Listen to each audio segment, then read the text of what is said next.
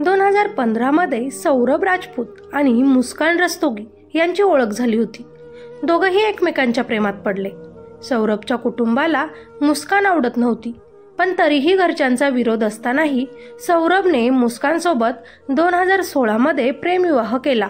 पण नेव्हीची नोकरी करत असल्यामुळे त्याला बायकोला जास्त वेळ देता येत नव्हता, म्हणून बायकोसोबत जास्त वेळ घालवण्याची उत्सुकता असलेल्या सौरभनं आपली चांगली मर्चंट नेव्हीची नोकरी सोडून दिली। त्यामुळे सौरभच्या घरी भांडणे झाली। बायको मुस्कानला कुणाचा त्रास होऊ नये म्हणून लग्नानंतर सौरभने घरच्यांपासून वेगळे राहण्याचा निर्णय घेतला आणि सौरभ आणि मुस्कान उत्तर प्रदेशच्या मेरठ येथील इंदिरानगरला भाड्याच्या घरात राहायला गेले। परंतु सौरभचे त्याच्या कुटुंबाशी संबंध पूर्ण खराब झाले आणि त्याला कोट्यावधीच्या मालमत्तेतून त्याच्या घरच्यांनी बेदखल केलं। पण तरीही तो त्याच्याकडे जे होतं त्यात आपल्या बायकोसोबत खुश होता। 2019 मध्ये त्यांना एक मुलगी झाली, पिहू। सौरभ बायकोवर आंधळेपणाने विश्वास ठेवायचा। तो तिच्याशिवाय इतर कुणाचेही ऐकत नव्हता। लग्नानंतर 3 वर्ष हे दोघंही नवरा बायको खूप खुश होते, सुखाने संसार करत होते। पण मुलगी झाली, घर खर्च वाढला, त्यामुळे बायको मुलीला सुखात ठेवण्यासाठी, त्यांच्या सगळ्या इच्छा पूर्ण करण्यासाठी सौरभला चांगली नोकरी शोधणे गरजेचं होतं। म्हणून तो कामानिमित्ताने काही दिवसांसाठी परदेशात निघून गेला आणि तेव्हा बायको मुस्कान एकटीच आपल्या मुलीसोबत मेरठमध्ये राहू लागली। आणि तेव्हाच मुस्कानच्या आयुष्यात तिचा बालपणीचा मित्र साहिल शुक्ला सोशल मीडियाद्वारे संपर्कात आला, जो 8वी पर्यंत तिच्याच क्लासमध्ये शिकत होता। मुस्कानचा नवरा जवळ नव्हता, म्हणून साहिलनं मुस्कानला मित्र म्हणून भेटायला सुरुवात केली। काहीच दिवसात मुस्कानचे साहिल शुक्ला या मित्राबरोबर विवाहबाह्य अनैतिक संबंध सुरू झाले। तिकडे सौरभ बायकोवर आंधळेपणाने विश्वास ठेवून होता, मेहनत करत होता, पैसे पाठवत होता। पण इकडे बायको मात्र नवरा घरी नसल्याचा पुरेपूर फायदा घेऊन प्रियकराला घरी बोलवत, त्याच्यासोबत रात्र घालवत, तासनतास त्याच्यासोबत फोनवर बोलत। आणि याची थोडी सुद्धा कल्पना त्या नवऱ्याला तिकडे नव्हती। बायको मुलीला भेटायला आल्यानंतर आपली बायको मुस्कान वारंवार कुणासोबत तरी फोनवर बोलते।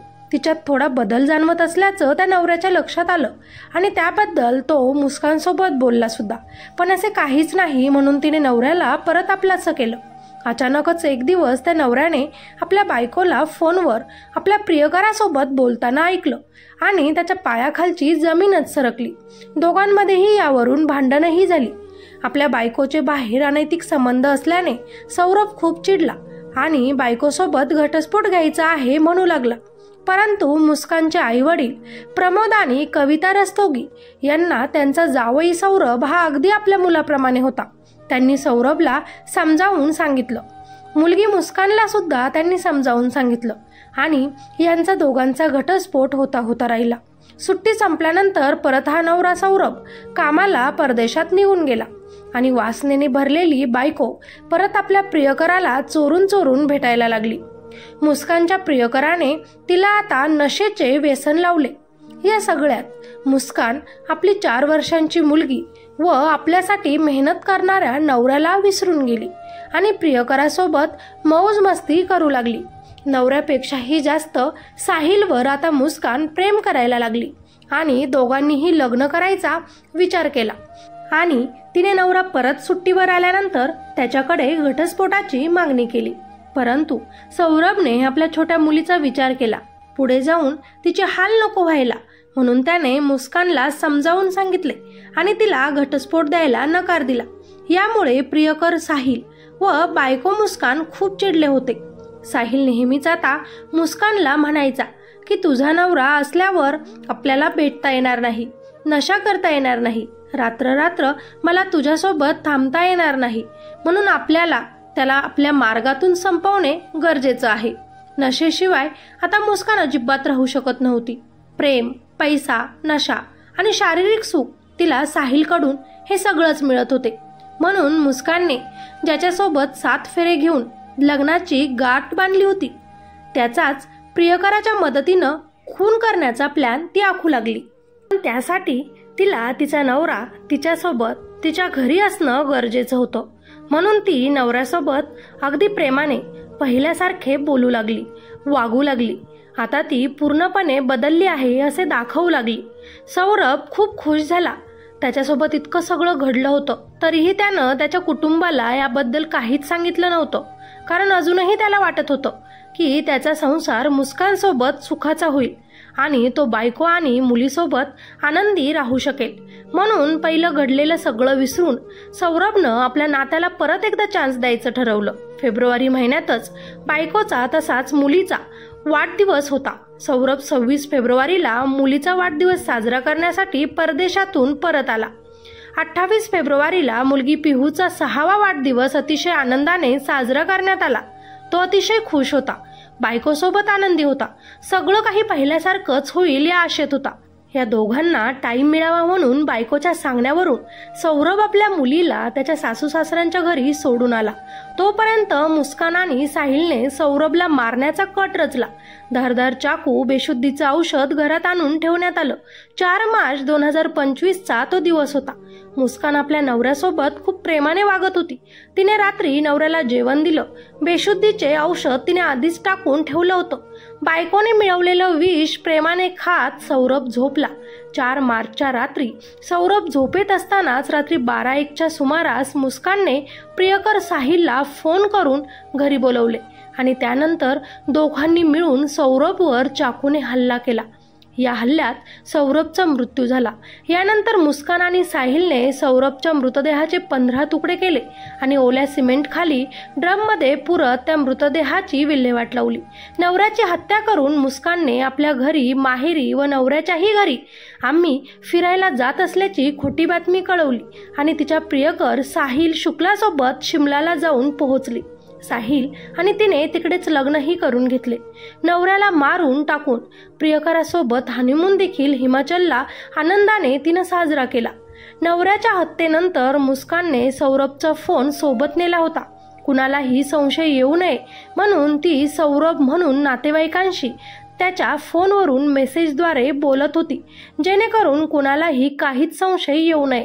अनैतिक संबंध आणि पैशाची भूक या बायकोच्या मेंदूत इतकी शिरली की तिने तिचा सुखाचा संसार स्वतःच्या हाताने उद्ध्वस्त केला. इकडे घरात सिमेंट खाली पुरलेल्या मृतदेहाचा दुर्गंध पसरला होता. कुठून वास येत आहे सगळीकडे चर्चा सुरू होती. त्यातली त्यात आपला मुलगा, आपला जावई आपल्यासोबत फक्त फोनवरच मेसेजद्वारे बोलत आहे. त्यामुळे कुठेतरी घरच्यांच्या मनात संशय निर्माण होऊ लागला. तेव्हाच सौरभचा भाऊ राहुल सौरभला भेटण्यासाठी त्याच्या घरी आला, पण त्याला सौरभ तिथे दिसला नाही. गेल्या कित्येक दिवसांपासून तो सौरभला कॉन्टॅक्ट करण्याचा प्रयत्न करत होता. वहिनी, दादा कुठे आहे? तो विचारू लागला, परंतु मला माहिती नाही, तिने सांगितले. तेव्हाच घरामधून साहिल बाहेर आला. त्यामुळे राहुलला संशय आला. आपल्या वहिनीसोबत हा तरुण पुरुष कोण आहे त्याला समजेना. त्यातली त्यात घरात येणाऱ्या दुर्गंधीवरून आपल्या भावासोबत काहीतरी घातपात झाल्याची शंका त्याच्या मनात आली आणि राहुलने पोलीस स्टेशन गाठलं. इकडे फिरून आल्यामुळे मुस्कानजवळचे सगळे पैसे संपले होते. नवऱ्याच्या अकाउंटवरील पैसे तिला काढता येत नव्हते, म्हणून ती आपल्या आईवडिलांकडे घरी गेली. 17 मार्च 2025 घरी गेल्यानंतर ती रडत होती. खूप अस्वस्थ होती. आपलं भांडं आता फुटेल या भीतीत ती होती. आई वडिलांनी काय झाले, सौरभ कुठे आहे, त्याला कॉन्टॅक्ट का होत नाही विचारल्यानंतर मी माझ्या नवऱ्याचा 4 मार्च रोजी खून केला आहे असे घाबरतच तिने घरच्यांना सांगितलं. आपल्या अनैतिक संबंधांबद्दल माहिती घरच्यांना दिली. मी नशेशिवाय व साहिलशिवाय राहू शकत नाही म्हणून सौरभला कायमचं दूर केलं. तिला वाटलं तिचे आई वडील तिची साथ देतील, परंतु मुलाप्रमाणे प्रेम करणाऱ्या जावयासोबत खूप वाईट घडलं. तेही आपल्या पोटच्या मुलीनं केलं हे ऐकून ते आई वडील चिडले आणि त्यांनी स्वतः आपल्या मुलीला पोलीस स्टेशनमध्ये नेलं. इकडे राहुलच्या सांगण्यावरून पोलीस लगेचच घटनास्थळी पोहोचले. ड्रममधून सौरभचा मृतदेहाचे तुकडे जमा करत ते पोस्टमॉर्टमसाठी पाठवले. इतकी निर्घुणपणे हत्या केली त्यामुळे साहिल आणि मुस्कान यांना अटक करण्यात आली आणि त्यांच्यावर कायदेशीर कारवाई सुरू झाली आणि त्या दोघांनीही त्यांचा गुन्हा कबूल देखील केला. वयाची हत्या करणाऱ्याला कठोरातील कठोर शिक्षा व्हावी, मग ती आमची मुलगी असली तरी चालेल. मुस्कानचे वडील सगळ्यांसमोरच बोलले. आमच्या मुलीवर आमचं खूप प्रेम होतं, परंतु आता नाही, कारण हिऱ्यासारख्या जावयाला तिने संपवलं. तिला फाशीची शिक्षा झाली तरी चालेल ते म्हणाले. मेरठमध्ये इंदिरानगर येथे घडलेली ही भयानक घटना प्रेम प्रकरणाच्या आंधळ्या शर्यतीत नातेसंबंधांना काळिंबा आणि गुन्हेगारीचे भयानक उदाहरण ठरली आहे। अंगावर शहारे आणणारी ही सत्य घटना आहे मित्रांनो। या लव्ह ट्रँगलमध्ये मर्चंट नेव्हीत काम करणाऱ्या सौरभचा बळी गेला आहे, जिच्यासोबत जगणं आणि मरण्याचे वचन घेतले, सुखी संसाराची स्वप्न पाहिली, तीच बायको आपला घात करू शकते याचा विचार सौरभनं त्याच्या शेवटच्या क्षणापर्यंत केला नसेल, पण अनैतिक संबंध आणि पैशांची भूक, वासनेची भावना बायकोच्या मनात इतकी घुसली की तिनेच स्वतःच्या नवऱ्याचे अक्षरशः 15 तुकडे करून त्याला कायमचं संपवलं आणि स्वतःच्या हाताने स्वतःचं आयुष्य कायमचं उद्ध्वस्त केलं। या सगळ्यांमध्ये त्या 6 वर्षाच्या त्यांच्या मुलीची काहीही चुकी नसताना तिला अनाथ व्हावं लागलं। स्वतःच्या आईने आपल्या पोटच्या मुलीचा देखील आयुष्य बर्बाद केलं। आईबापाच्या प्रेमापासून तिला वंचित केलं। अनैतिक संबंधांमुळे शेवट अतिशय भयंकर घडत असतं, हेच या घटनेतून शिकायला मिळालं। ज्याची बिचाऱ्याची चुकी नसते त्यालाही भोगावं लागतं। असे संबंध बनवण्या अगोदर विचार करा तुमच्या सुखी संसाराचा। कुणाचं आयुष्य असं बर्बाद करू नका। बाकी तुम्हाला या घटनेतून काय वाटतं? साहिल आणि मुस्कानला यासाठी कोणती शिक्षा व्हायला हवी हे कमेंटमध्ये सांगायला अजिबात विसरू नका। स्टोरीला लाईक करा आणि चॅनलवर नवीन असाल तर आपल्या चॅनलला सबस्क्राईब करायला अजिबात विसरू नका। तोपर्यंत स्वतःची काळजी घ्या, सतर्क राहा आणि आपल्या क्राईम स्टोरीज ऐकत राहा। धन्यवाद।